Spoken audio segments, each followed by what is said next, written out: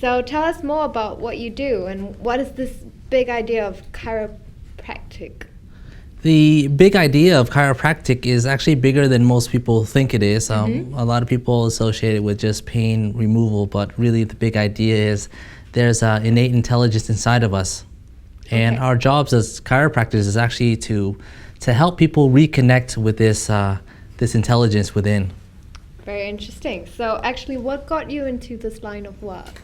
Well, I was getting chiropractic care when I was 14 years old, and my brother happened to go to school to become a chiropractor at the same time. So it felt very natural for me, and after that, I just fell in love with this concept that the body can heal itself. Yes. And It's I always wanted. Is it considered an alternative medicine? I don't consider it alternative. Okay. I mean, it's alternative to our culture because most of mainstream health is hospitals and getting medical tests, and all of those things are great, but generally those things are more preventative or they're on later stages of health, meaning if you have heart disease, then you take this medication, or if you have cancer, then you come in for chemotherapy. It's more fixing the problem. Well, it's more on what I consider if you make a spectrum of being well and being sick, it's on the later stage of being sick. Okay. Kind of like when the fire's already developed. Yes. Then you. Okay, interesting. So tell us more about what's the difference, because when we think chiropractic, it's more like bones and spine. Yep, correct. So what's the difference between that and physiotherapy, for example? Like I alluded to earlier, there's a big idea. So that's probably the biggest distinction. But if you want to look at it from hindsight, we deal with moving the joints in people's bodies. Whereas physios, although they do what they consider manipulation, we call it adjustment. They adjust. They're not trained to the same extent as we are. Okay. They're on more like stretching and doing modalities like ultrasound, using any type of machine to help people become more flexible and whatnot. Okay. So that would be under the category of physio. Ironically, in the States, we take physio classes, so we're licensed in America to do physio care. Okay. So I know quite well what physio is. Broadest spectrum. Yeah, and I have idea what chiropractic is. Unfortunately, in school, since we're going to chiropractic school and people are doing physio and chiropractic, there's a kind of a overlap. Yeah. And people including people in my profession, have trouble distinguishing what is the difference. Okay. Including from the public's perspective. Because the public's perspective is based They're kind on of like the same thing. Yeah, and it's part of our fault. You crack your bones. But cracking bones is what we do, and that's how we release life. We essentially experience life through the nervous system. Exactly. So there's a brain, there's a spinal cord, and however you experience life is integrated in this network called the nervous system. What about osteopathy? Osteopaths, they also do similar things, but they tend to not have those principles like innate intelligence and so on. So that's the biggest difference, and that's why I started off with the conversation that the biggest difference is our principles. Okay. We actually have a philosophy, and some people may think, well, philosophy has nothing to do with healthcare. It should be about science. Yes. But every successful business, even Starbucks, has a philosophy, and the philosophy is about people. Drives it. Yeah. Yeah. Starbucks doesn't sell coffee; they sell relationships. They sell a place for people to connect. Yeah. So in chiropractic, we have a similar model. It's about self-connection. Very interesting. So we do have a community in our practice where people connect with each other. Yeah. But normally the first consultation and the visits come with helping people reconnect to themselves, and obviously they connect to me as well. So it's like a journey. Yes. And I really get people to hopefully fall in love with the journey of their life rather than what is really causing them pain, because a lot of whatever their journey they've been through in their life has given them this byproduct of whatever they're coming in to suffer from. So, I mean, it's interesting that you bring up this point because people just look at chiropractic as just like what I said, cracking bones, and it's just like a physical movement of to relieve pain and such.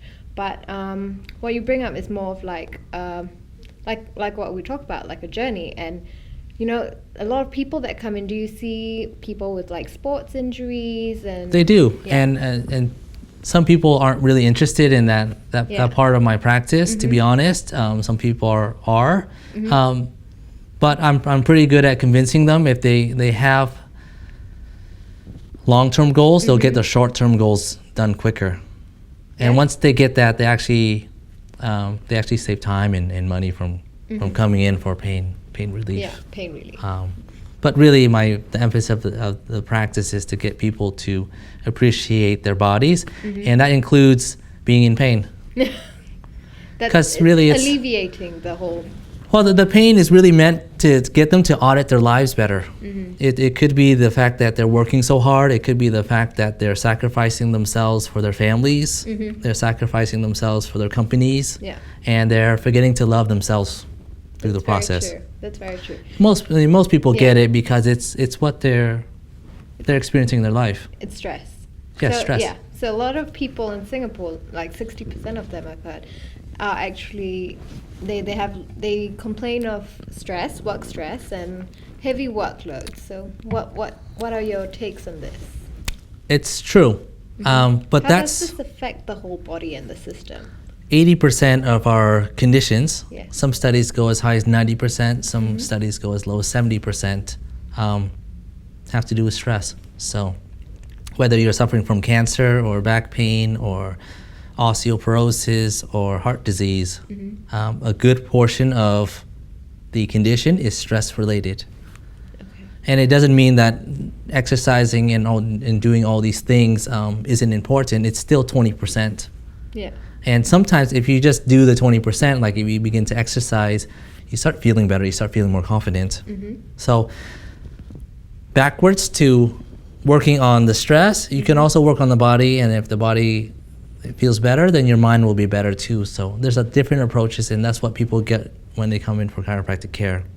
It's very mechanical and physical, but they actually feel some relief. And the action in which they just come in for care, it's an act of love. It's an act of self-love. So just coming into that, or coming in to exercise, or coming in to do whatever that's good for your health.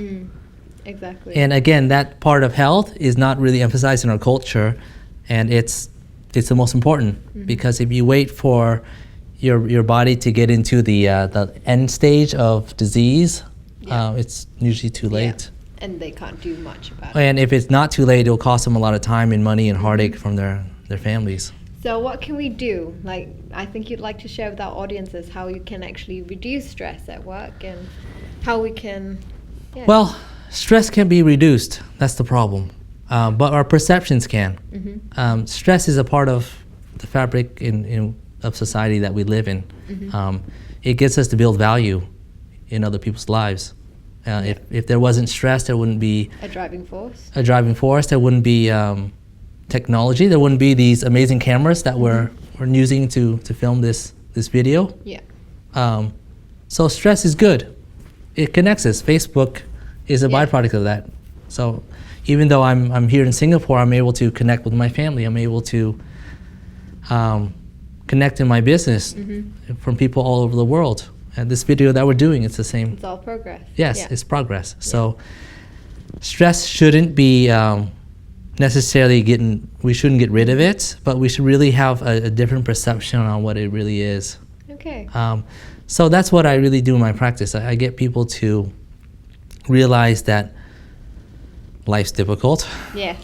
And we just have to do our best to take good care of ourselves during the process of taking care of others. That's it. So nicely said. Very nicely said. Yeah. But through this episode, actually, we wanted to talk about... Well, going back to the stress thing, sorry. Yes. It could be reduced. And one of the mechanisms I use in my practice is gratitude. Gratitude. Yeah, so you count your blessings, and it starts with the body. I think that's very so important. normally in my consultations, I get to have people realize that their bodies are actually supporting them, and how thankful they should be for their bodies despite of whatever thing they're doing to it, like losing sleep, working too much, eating horrible food. And I say these things, I don't say these things to judge people. I understand where they're coming from. Exactly. When you're stressed, you just maybe need some indulgent stuff to make yourself feel better. Exactly. But then again, those are just short-term fixes, and so is drinking alcohol and doing all these things. Occasionally doing these things to de-stress aren't necessarily bad things, but if we need these things on a continual basis, then it starts to become a problem. So having gratitude and getting people to count their blessings, and I use the body as an example of how the body actually creates support for them. So when the muscles are tight in your body, when you're stressed, your body's really telling you, go home. Go home. So what's the link between like stress and posture? Like what you just mentioned, it's actually like the tightening of your muscles and your... most of our health problems, if like what I said earlier, most of our conditions come from stress, then it has to come from the brain. Because it's all in the mind. Yeah, a good portion of our mind is in the brain. Some people think the mind's in the entire body, like in Chinese medicine, it's actually true. But for argument's sake, let's base it on scientific. Science. But actually there's a science in what I'm talking about with the body as well. Exactly. But that aside, if whatever we're perceiving in the brain is causing us stress, we have to study how the brain works. There's different parts of our brain that control different things. There's the back part of the brain called the occipital part that sees, that's in charge with vision. There's a temporal part that listens. There's a limbic part that feels emotions. There's a prefrontal cortex that makes decisions for us. 90% of our brain is actually unconscious. Yes. Right? We're only using a very less than 2%. Some people say 5, some people say 10. So it's between 5 and 10%. Maybe I'm just using that 2%. Yes, but we are using it because right now your brain is controlling your heart, it's controlling your immune system, all these things. And it's amazing how this is all done subconsciously. Yeah, and there's actually a part of the brain called the cerebellum that's linked back here. That controls posture. That tells us how to walk. Balance, right? Yeah, it helps with balance, it helps with the way we sit, and all of these things are not, that we don't think about them. So we can't possibly control our posture due to our intellect. Or our prefrontal cortex, the one that decides to make decisions. But the amazing part of the prefrontal cortex is it has the power to override any part of the brain. So I can fake my posture, I can... That's why they say mind over matter. Yes, I can be talking to you, but if I don't want to listen to what you say, I can pretend you're saying something else. Right? If I wanted to, I could listen to Mozart. I can imagine seeing whatever I want to see. But it's highly dangerous to live like that all the time. You know, in your head. You would be delusional. Exactly. Right? So, therefore, most of our passive brain should be unconscious. So going back to emotion, emotion plays a big role in our posture. In fact, the limbic system, I wish I brought my brain model with me. The limbic system controls emotion. So it's the center part of the brain, and that's the only part of the brain that communicates with just about every other part of the brain. So most of our brain function is based on emotion. So we make decisions due to our emotions. So when people buy things, they do it emotionally. When they listen to music emotionally. In fact, most of the songs that we listen to, like in pop music, we don't really listen to the lyrics. We listen to the beat. We listen to how it makes us feel. Exactly. And we look at things emotionally too. So when we see someone we love, or we see a child running around, or if we see someone suffering, we have some emotion involved in it. So I think this brings the idea of chiropractic into a bigger sense and perspective, like you were saying, that it's not just about the body, it's about your mind as well. And, you know, in such a sense that it's how you can control things using your mind. Yes. Well, I wouldn't say control. Like therapy session that you need to do with your clients. I am a bit of a therapist, but most professions are. I mean, even bartenders are therapists. Yeah. Oh, they're the best. Right, they will just give alcohol to people, and then people will just spill the yes. They have to listen. So again, we're a people-based type of society. So most successful businesses make people feel better. It doesn't matter what you do. Exactly. But again, going back to posture, certainly being angry or being in a level of stress tends to put the body in a more defensive state. When people come in with trust and love and gratitude, their posture tends to be like this. So when people are stressed in our society, they tend to be in a more protective state rather than a state of trust and grace. Wow, this is great for mothers who are telling their children, you know, not to slouch. You should do it with love. Well, going into that, what mothers should be doing is encouraging and empowering their children. So that would be a good catalyst to get them to improve their posture. Great. So again, the intellect doesn't do, it doesn't manipulate posture. It could, but it's not meant to. So one of the best ways you can improve people's posture is give compliments to them. That's the first time I've ever heard that. Yeah. In fact, don't slouch. They've done studies, and a woman did a talk on TED Talks, and she talked about how posture affects interviews. So they found when people have better postures, they did better on interviews. Really? Yes. So how you feel emotionally. And again, going back to the whole gratitude level, I give people these tools to use in their own life. So anytime they're feeling down, if they're grateful for whatever happened, they're more likely to get out of their situation. So let's say someone gets fired from their job. Yeah. If you're grateful for being fired, then you'll be happy and you'll be upright. And you'll find another job quicker. Going back to the really? Yes.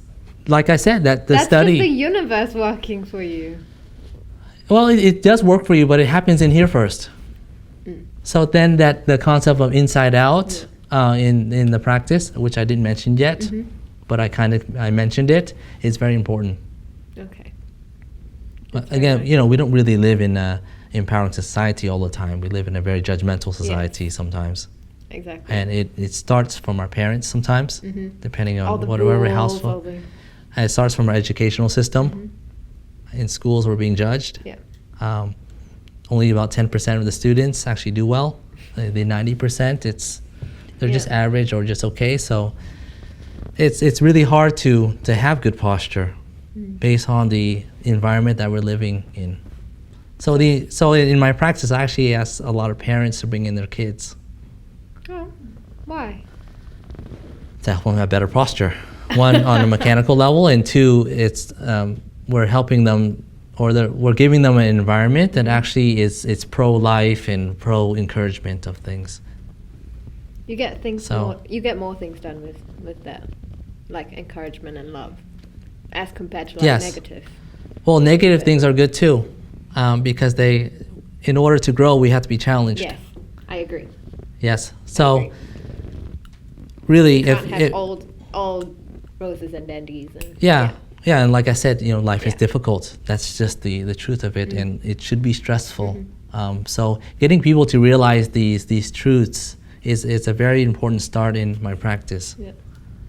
So what key messages would you like to tell our audiences? Coming for chiropractic care. Life chiropractic. But aside from that, be grateful. Be grateful for your body. Be grateful for yourself, and don't forget to love yourself. That's my message.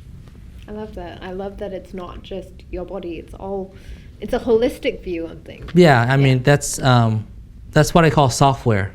Most of our lives are based on software. Our bodies are hardware. Yes.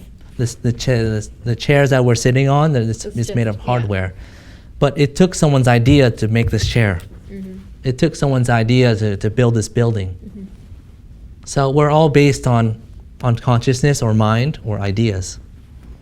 My parents had an idea. Let's make our lives more special, so they had me. I love that.